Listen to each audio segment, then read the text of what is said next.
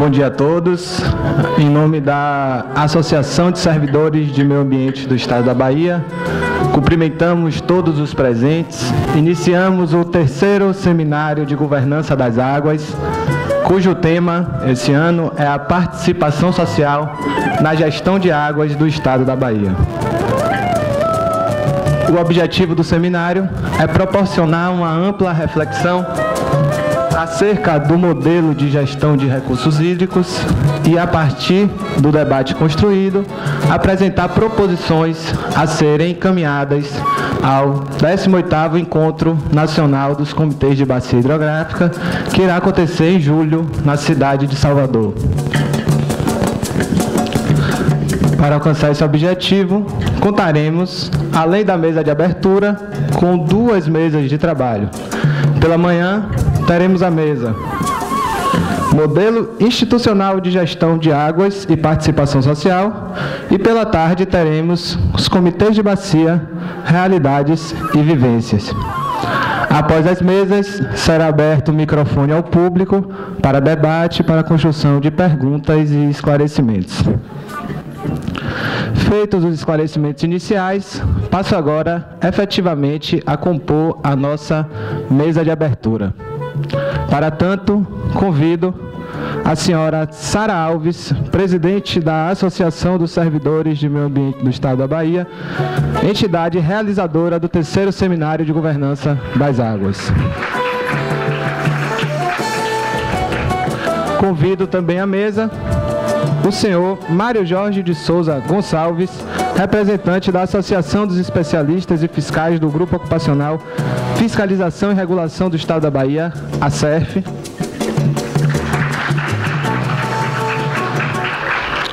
Convidamos à mesa o deputado estadual Marcelino Galo, coordenador da Frente Parlamentar Ambientalista.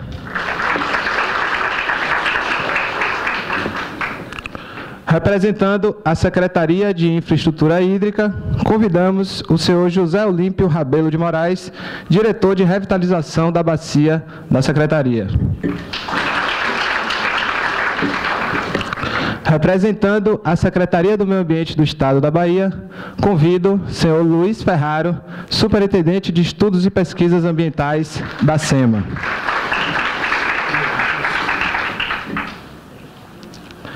Aproveitamos também a oportunidade para agradecer a todos os apoiadores que viabilizaram a concretização desse momento. Dessa forma, agradecemos à ASERF por todo o custeio da despesa de transporte e estadia dos nossos convidados. Agradecemos também à Frente Parlamentar Ambientalista por disponibilizar toda a infraestrutura necessária para a concretização do seminário.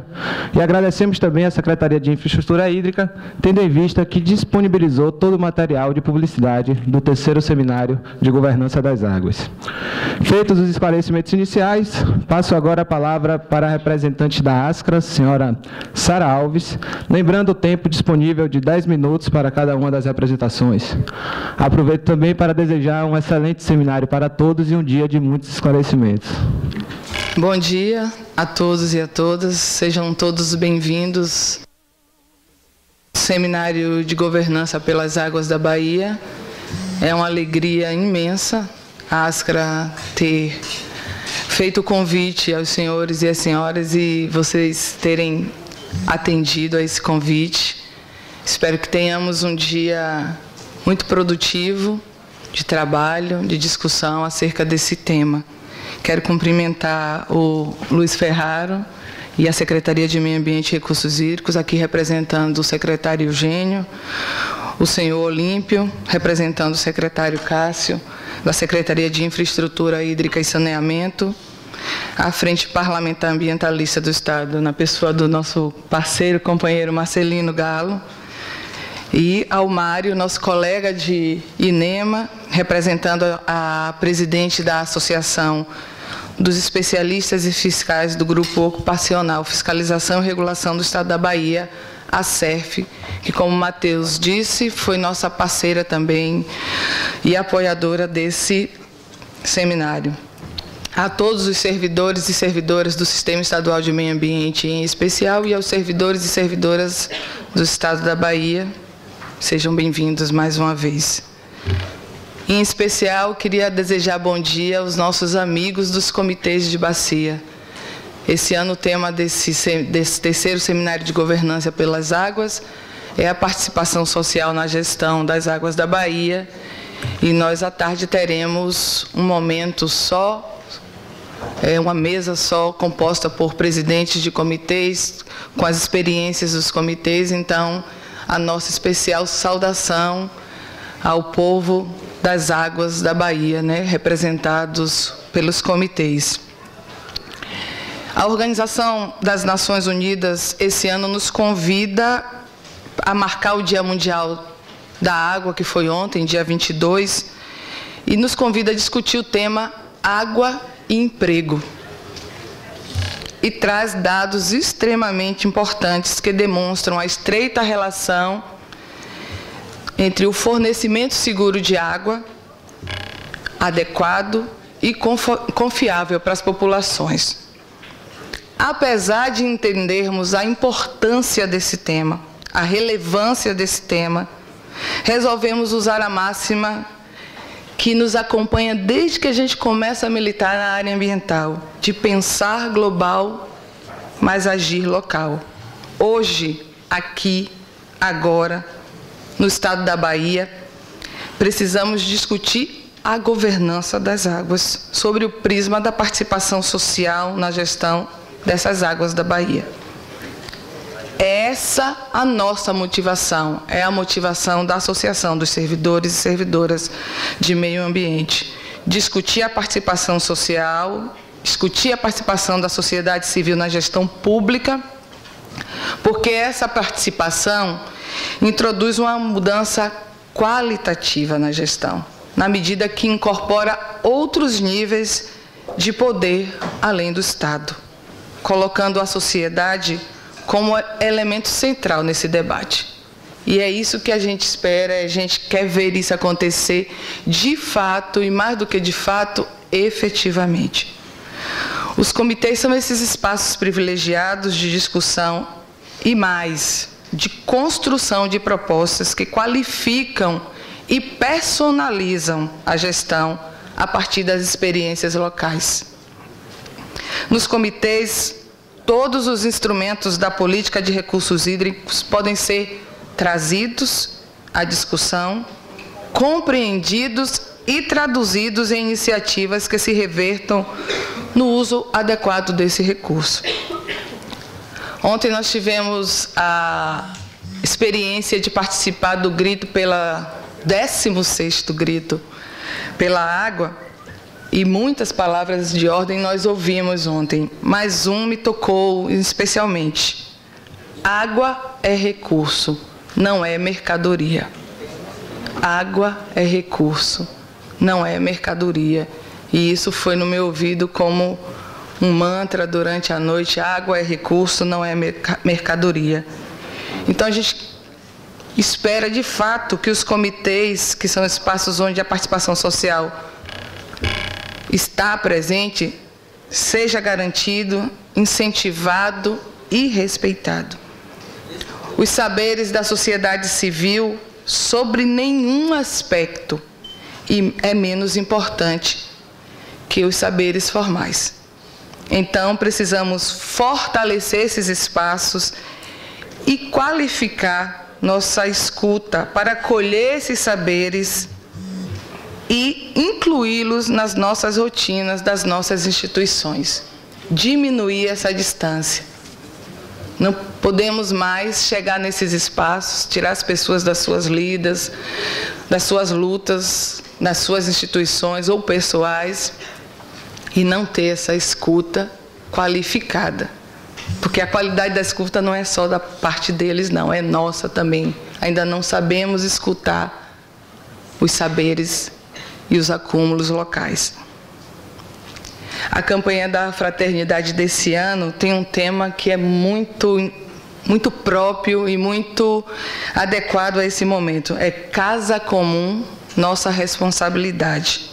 E o lema é: quero ver o direito brotar como fonte e correr a justiça qual riacho que não seca. muito bonito, né? Mas muito difícil de ser vivido. E 2 tópicos da proposta dessa campanha eu acho que merecem destaque. Um é incentivar o consumo responsável dos dons da natureza, principalmente da água. E o outro é denunciar a privatização dos serviços de saneamento básico, pois eles devem ser política pública como obrigação do Estado. O Papa Francisco também escreveu um documento que chama Encíclica, que nos convida a fazer uma reflexão sobre essa casa comum, que é o planeta Terra.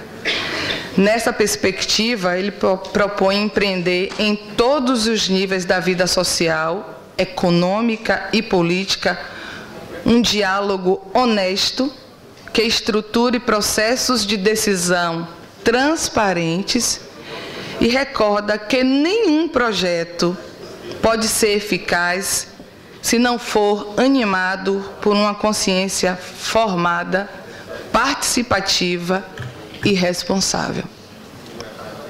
Afirma claramente que o acesso à água potável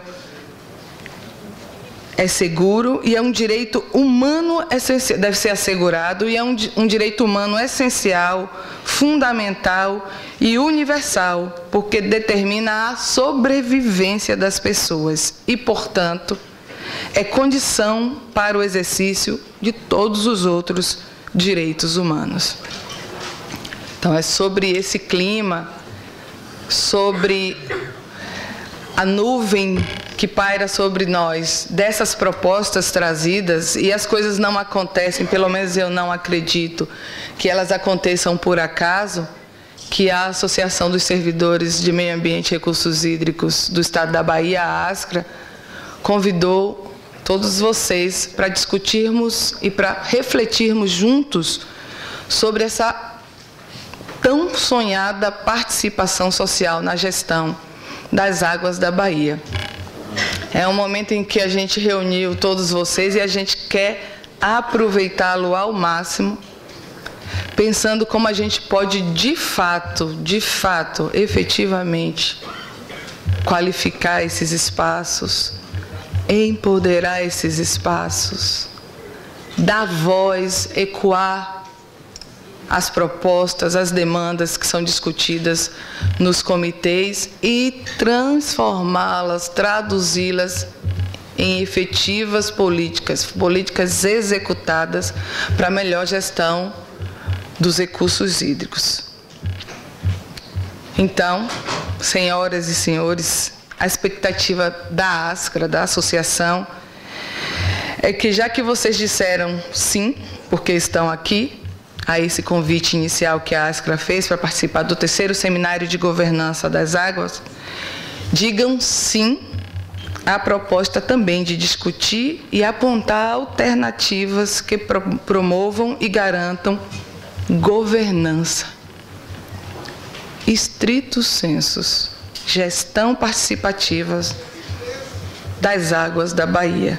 É o que nós desejamos, é o que nós almejamos. E tem uma musiquinha não é do ponto de vista pejorativo, não, é a coisa do baiano de colocar o diminutivo em todas as palavras, que diz assim: água, dona da vida, ouve essa prece tão comovida, chega, brinca na fonte, desce do monte, vem como amiga, te quero água de beber, um copo d'água, marola mansa da maré, mulher amada, te quero orvalho toda manhã. Bom seminário a todos e todas.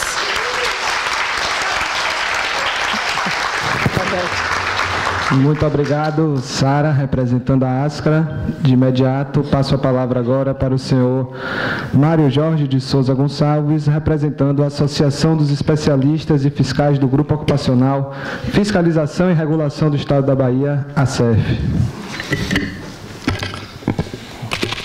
Bom dia a todos presentes aqui. É um dia muito importante para todos no estado da Bahia, usuário de água, dependente desse recurso tão nobre.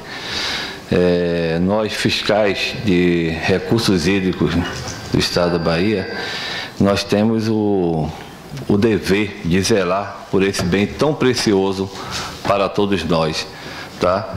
Então, a gente não poderia fazer outra coisa a não ser estarmos juntos e colaborar para que esse evento realmente viesse a acontecer, tá?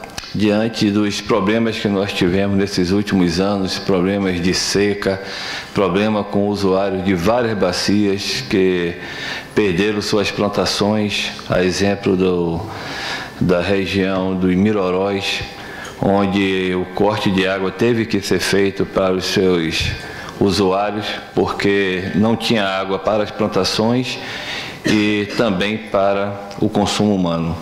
Como a prioridade é o consumo humano, então as plantações foram sacrificadas e muitos perderam essas plantações.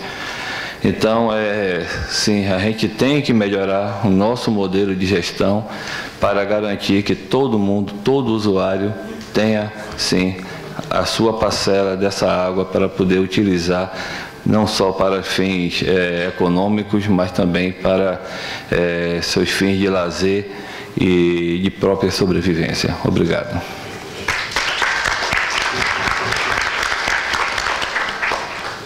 Agradecemos a participação da ASERF e, de imediato, passo o microfone para o deputado estadual Marcelino Galo, coordenador da Frente Parlamentar Ambientalista. Bom dia a todos, bom dia a todas. Cumprimentá-los, dar as boas-vindas aqui em nome do presidente Marcelo Nilo, que por agenda não pôde aqui estar.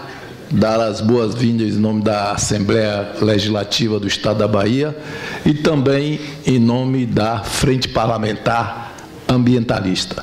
Saudar aqui nossos companheiros de mesa, o Zé Olímpio, não é? O Mário Gonçalves, uma saudação especial à Sara. Não tenho, a natureza não me deu esse dom de cantar como ela, minha vozinha vocês vão ter que ouvir.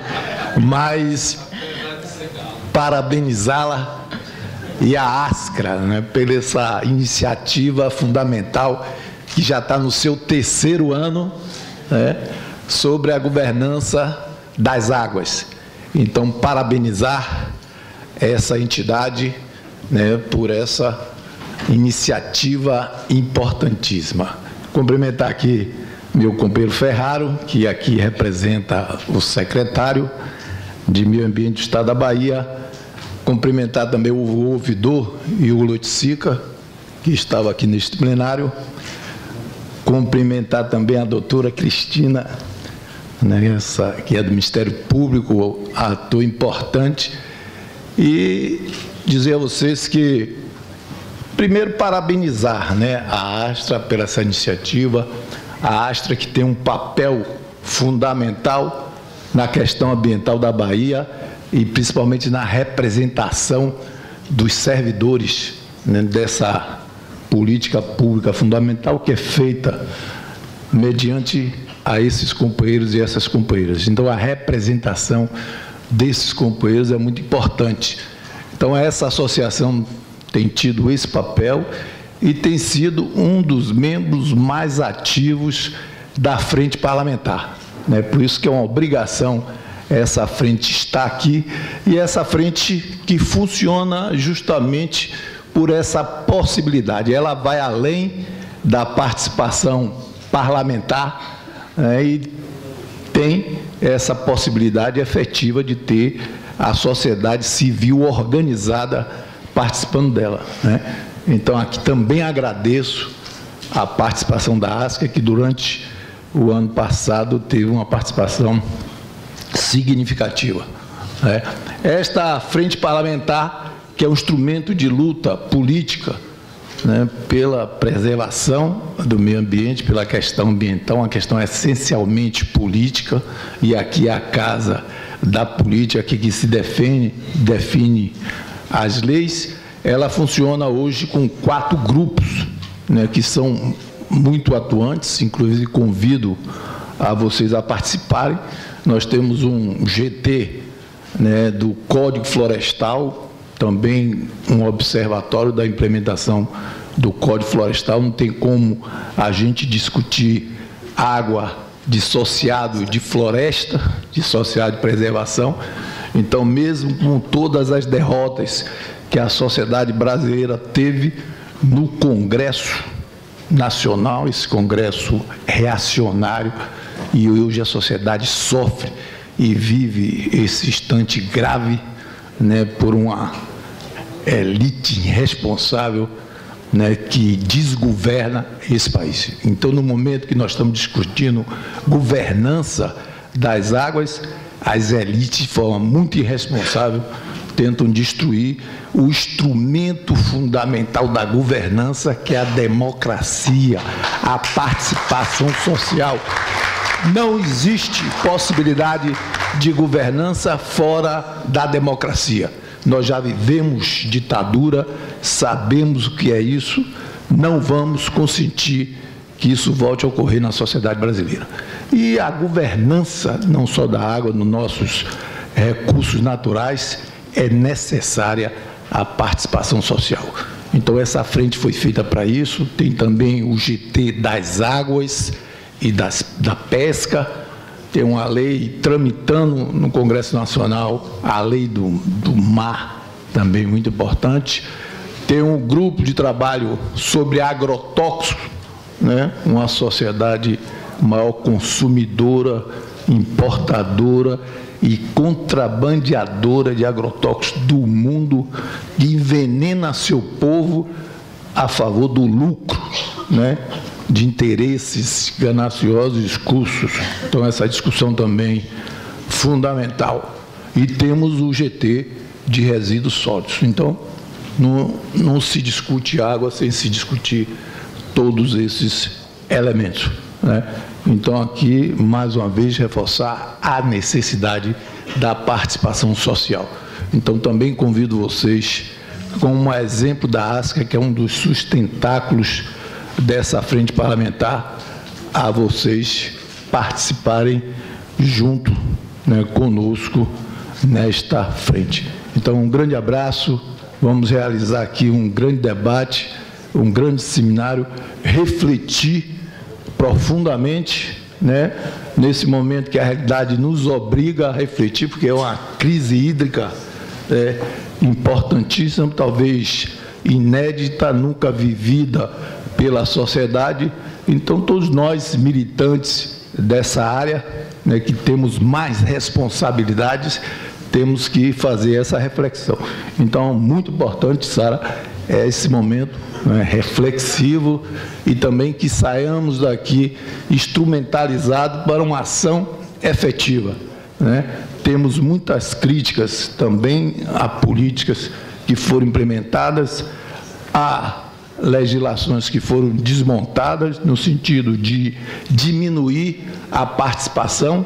Isso nós temos que corrigir, para isso nós precisamos ter força política, e esses eventos são muito importantes para que a gente possa restaurar essa participação efetiva dos atores, os movimentos ambientalistas, todas as entidades, nesses conselhos, que não tenhamos conselhos só para a conversinha fiada, mas que seja um instrumento efetivo de participação. Então, um grande abraço a todos vocês, um grande encontro, e, de novo, parabéns aqui à Ascrama e à CEF também, que é atora desse evento. Muito obrigado, um abraço, bom dia para vocês. Muito obrigado pelas palavras, senhor deputado. Em especial, a atenção destinada aos servidores de meio ambiente, não só no presente momento, mas em diversas outras oportunidades em que essa casa teve toda a sensibilidade de audição às demandas que eram levantadas pelos servidores. Passo agora a palavra para o senhor José Olímpio Rabelo de Moraes, diretor de revitalização da bacia da Secretaria de Infraestrutura Hídrica. Bom dia a todos. Isso. Bom dia a todos. Eu gostaria de inicialmente cumprimentar a mesa, começando pela presidente da ASCRA, entendeu?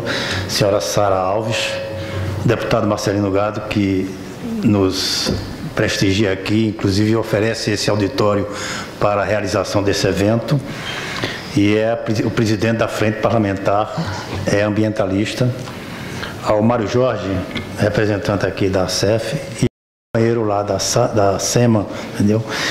Meu amigo Luiz Ferraro. Bom, inicialmente gostaríamos de agradecer, em nome do secretário Cássio Peixoto, o convite para participarmos deste evento, inclusive compondo aqui a mesa. E gostaríamos de dizer que a Secretaria de Infraestrutura Hídrica e Saneamento é uma secretaria recém-criada. Ela é datada de dezembro de 2014 e ela foi idealizada pensando em reunir todas as instituições que no estado da Bahia são responsáveis pela administração da infraestrutura e da distribuição de água no estado da Bahia. No caso, a Embasa, que é a empresa responsável pelo saneamento básico da maioria dos municípios. A Embasa hoje participa em mais de 90% dos municípios são atendidos pela Embasa. A SERB, que é a ex-companhia de engenharia rural, hoje companhia de recursos hídricos e saneamento rural, entendeu? Que é responsável por toda a parte da infraestrutura, principalmente na construção de barragens e na perfuração de poços do estado da Bahia. E também da agência, que é a AGESA, Agência de Regulação de Saneamento do Estado. Então, a fusão dessas instituições hoje está sobre a responsabilidade da Secretaria de Infraestrutura Hídrica e Saneamento. E dentro da Secretaria foi criada a missão, foi dada a missão de não só ser responsável pela elaboração da política de segurança de barragens do Estado, como também pela política de saneamento básico e pelo Plano Estadual de Segurança Hídrica. E é exatamente sobre o Plano Estadual de Segurança Hídrica que nós gostaríamos de fazer alguns comentários. A Secretaria já iniciou um trabalho e, inclusive, já preparou os termos de referência, todo o processo para a elaboração do plano estadual. Esse plano estadual, ele vai guardar coerência com o que está sendo elaborado a nível do governo federal, através da ANA e do Ministério da Integração. Essas instituições federais são hoje responsáveis pela elaboração do Plano Nacional de Segurança Hídrica. E o Plano Estadual de Segurança Hídrica vai ser elaborado e responsabilidade da Secretaria de Infraestrutura Hídrica, guardando coerência com o Plano Nacional. E o Plano Estadual, nós já temos definidos quais são os eixos que vamos atuar na elaboração desse plano. O primeiro eixo é aonde existe água no Estado para atender às demandas da sua população, seja ela para abastecimento humano, a dessedentação animal e para a parte de produção, onde existe disponibilidade de água, seja de superfície ou subterrânea.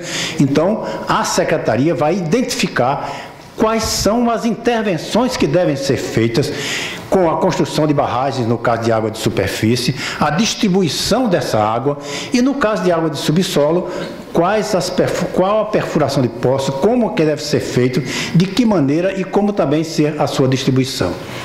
Aonde não existe água suficiente para atender a demanda da sua população, que é o segundo eixo, então haverá necessidade de que se haja um reforço.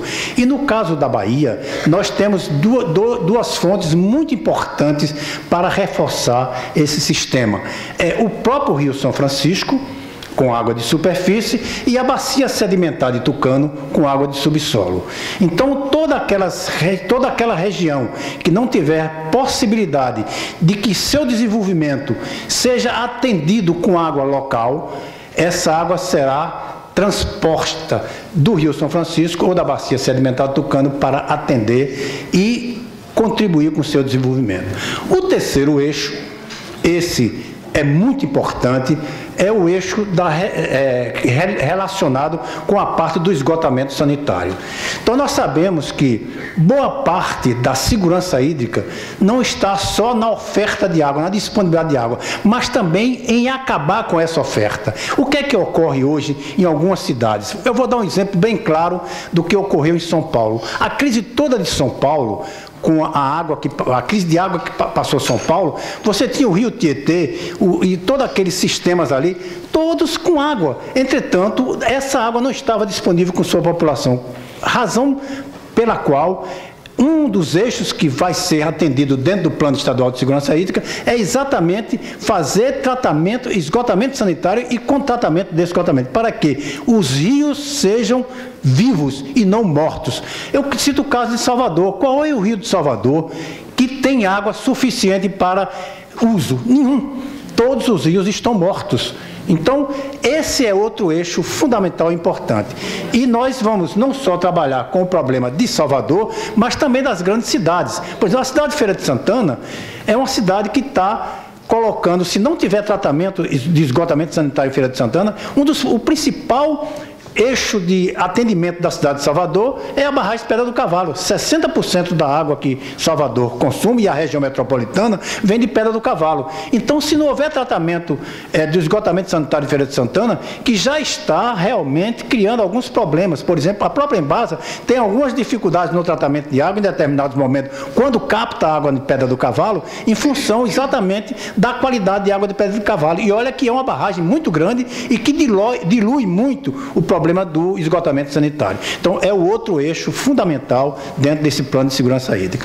Então, nós gostaríamos de trazer isso aqui para esse ambiente, entendeu? E mostrando que dentro da Secretaria, o grande objetivo nosso é elaborar o Plano Estadual de Segurança Hídrica para garantir no Estado da Bahia a sua segurança hídrica. Felizmente, o Estado, com toda essa crise que nós passamos de 2011 a 2016, que nós estamos entrando agora, o Estado da Bahia até passou com uma certa tranquilidade, eu não diria tranquilidade, mas passou com uma certa segurança, embora em algumas áreas existiam alguns conflitos, mas de um modo geral nós não tivemos tanta crise como outros estados estiveram. Mas a gente precisa garantir isso através da elaboração desse plano e a identificação de obras que venham a garantir essa segurança hídrica. Essa era a mensagem que nós gostaríamos de trazer para esse plenário. Obrigado.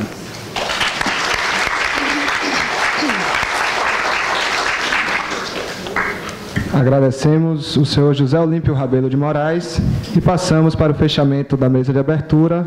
Com a palavra, o senhor Luiz Ferraro, representante da Secretaria de Meio Ambiente, superintendente da Superintendência de Estudos e Pesquisas Ambientais da SEMA. Obrigado. Bem, primeiro, cumprimentar a todos, em nome do secretário Eugênio, cumprimentar a mesa que representa aqui várias lutas. O Marcelino está aqui representando grande parte de nós, na medida em que traz na Assembleia a luta da agricultura familiar, da agroecologia, do meio ambiente, dos pescadores, dos povos e comunidades tradicionais, os companheiros das associações que representam a luta nossa por um Estado forte, com servidores públicos com plano de carreira e com qualidade de condições de trabalho, e ao colega da CIS, também, que nós dois representamos aqui o governo nos nossos esforços pela história hídrica e pelo meio ambiente. Bem, eu acho fundamental esse espaço, cumprimentar a ASCRA por estar produzindo esse espaço, porque são espaços em que a gente consegue debater com uma convergência de ideias. Eu sinto que nesse ambiente tende a haver uma convergência de ideias, que há condições de formar um bloco histórico de luta, onde a gente consegue alinhar e produzir uma direção política para a luta, porque acho que nesse momento não há nada mais importante do que a gente produzir clareza sobre a nossa luta. Porque sem clareza da luta, cada um vai para o seu lado e a gente fica disperso e a gente não consegue enfrentar os desafios históricos que estão pela frente. Nesse momento tão nublado no cenário nacional, onde a gente vê a justiça cometendo ilegalidades, onde a gente vê leviandades propagadas em todas as redes sociais, onde a gente encontra uma dificuldade absurda das pessoas de lidar com o contraditório, com a divergência, onde tudo descamba para a agressividade, para a violência. São tempos muito difíceis da gente formar clareza sobre a luta que a gente tem pela frente. E é uma clareza que já é difícil, porque quando a gente está aqui num campo, né, e coloco essa mesa no campo da esquerda e com certeza a maior parte dos presentes, a gente tem uma luta histórica que ela é muito difícil de se fazer, porque ela é histórica, porque a gente não consegue, quando a gente olha, a gente vive 70, 80, 90 anos, é difícil perceber qual que é o nosso lugar numa luta que tem mais de 1000 anos, que é uma luta de classes, que é uma luta de poder, e que a gente, às vezes, como é que a gente correlaciona a questão da governança da água, a questão da construção de instrumentos de gestão com uma luta que é histórica? A luta histórica, porque a governança não é uma questão gerencial. A governança, aí eu coloco um marco, que é uma premissa que a gente pode até se separar nela, não é uma questão só gerencial, é uma questão de democracia, como destacou o Marcelino. A democracia, dentro do marco da governança, pressupõe que você está entendendo governança como uma construção democrática dos objetivos da sociedade em relação ao uso da terra, à ocupação do território e ao uso da água. Sem democracia, a gente vai fazer uma alocação dos interesses que a gente não sabe qual é o destino dela. Provavelmente, e como tem sido, é uma alocação de água e de terra profundamente desigual, que é o que a gente vive no nosso país. Não é possível democracia com o nível de desigualdade que a gente tem no país. Porque a desigualdade, ela se espelha numa desigualdade econômica, que tem um rebatimento na desigualdade política e uma desigualdade da informação, que não é só da acesso à informação, de produção da informação. Olha o que a gente está vendo hoje na crise brasileira. Uma desigualdade na produção da informação e na veiculação da informação que é brutal, difícil de enfrentar. A questão da desigualdade, ela vai rebater diretamente na questão da justiça. Justiça em relação à terra, justiça em relação à água, que é impossível numa assimetria enorme que a gente vive, a simetria de poder no nosso país e com subordinação histórica.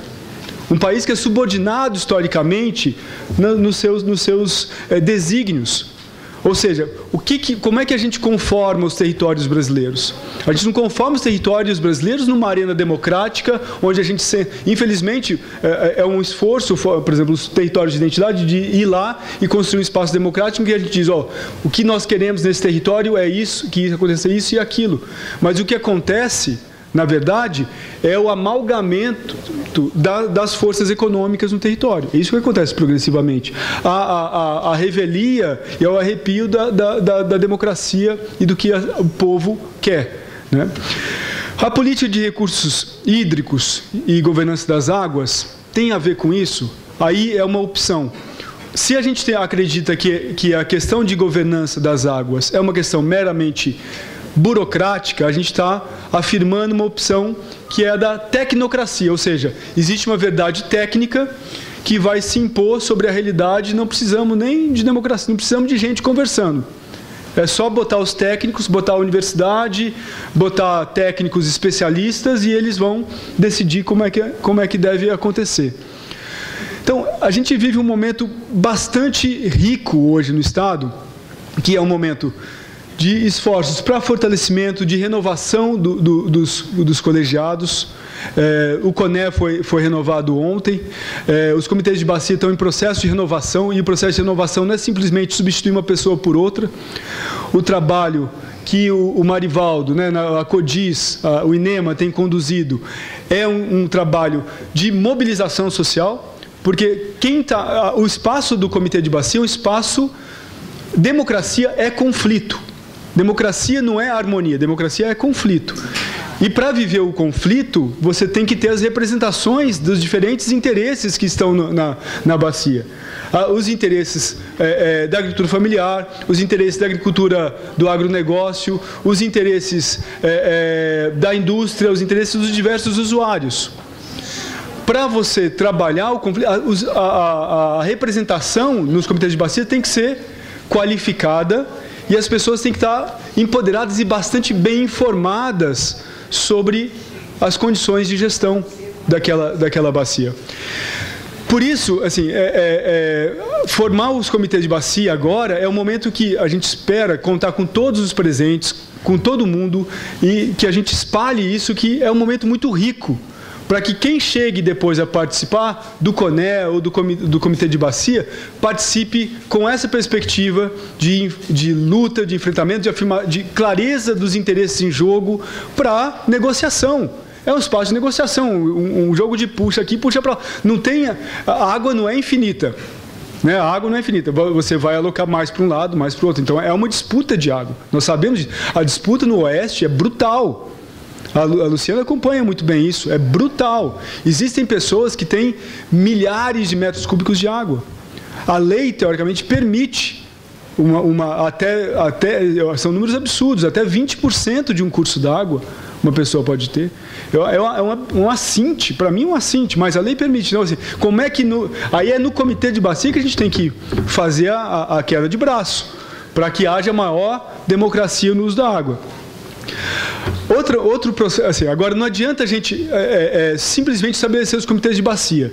Estabelecer comitês de bacia sem que eles tenham instrumentos e tenham poder para fazer gestão é populismo, é jogo de interesse. Ao mesmo tempo, fazer só os instrumentos de gestão sem que o comitê de bacia esteja preparado para lidar com os instrumentos é tecnocracia. É uma ditadura da técnica, que muitas vezes vai se colocar a serviço de quem sempre se locupletou com terra e água nesse estado e nesse país.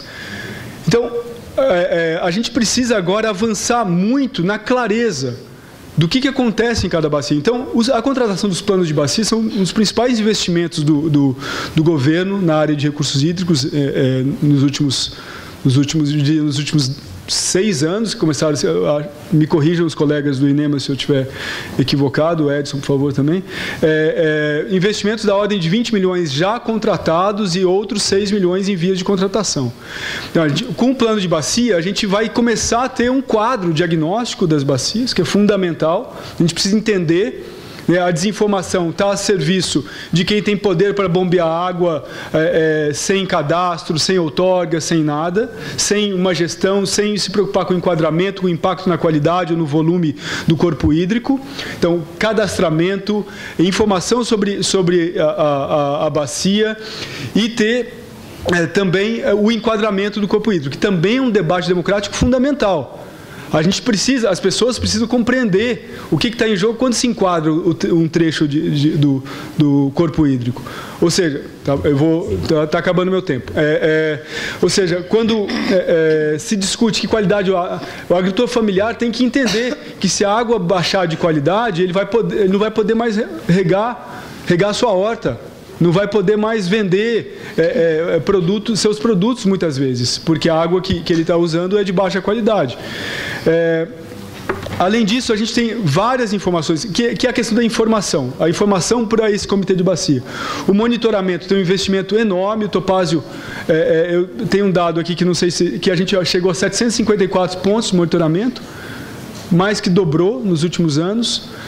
Geral, mas tem monitoramento de tudo, não só de água. Monitoramento remoto também de água. Monitoramento de água, de praias, de rios, a parte de água, entre qualidade e quantidade. Exato. E monitoramento meteorológico também, né? O meteorológico também. Então, é fundamental que essas informações circulem. A gente está agora com o painel estadual de indicadores ambientais coordenado SEMA-INEMA, o Márcio está aqui, quem quiser informação sobre o painel, fala com o Márcio. Tem vários indicadores da área de água sendo construídos, com as áreas finalísticas, com a DIRAG, com a DIFIM, na parte de água. A gente tem um conjunto aí de 10, 12 indicadores, vamos conseguir trabalhar poucos deles nesse ano, mas é fundamental que a sociedade possa acompanhar por setor a evolução da qualidade de água, da justiça distributiva na água, que é um dos indicadores que a gente estava pensando, como é que estão alocados por setores a água. Nós temos também a questão de ações que precisam ser feitas. A gente precisa avançar na cobrança, tempo esgotado. A cobrança de uso da água também é um instrumento de justiça, porque a gente precisa desigualmente aplicar a cobrança, numa inversão da desigualdade, ou seja, onerar mais quem usa mais e não onerar quem usa pouco, para que a gente possa viabilizar as ações que o comitê e o plano definirem como mais importantes para a governança das águas, para a gestão das águas. Bem, finalizando, o que eu quis destacar é o seguinte: não se separa uma luta histórica que é enorme, que é milenar e nós nos encontramos num momento muito nublado de uma luta que é cotidiana na SEMA e no INEMA, de avançar na democracia, na participação, na informação e na mediação dos conflitos para a melhor gestão de águas. Muito obrigado.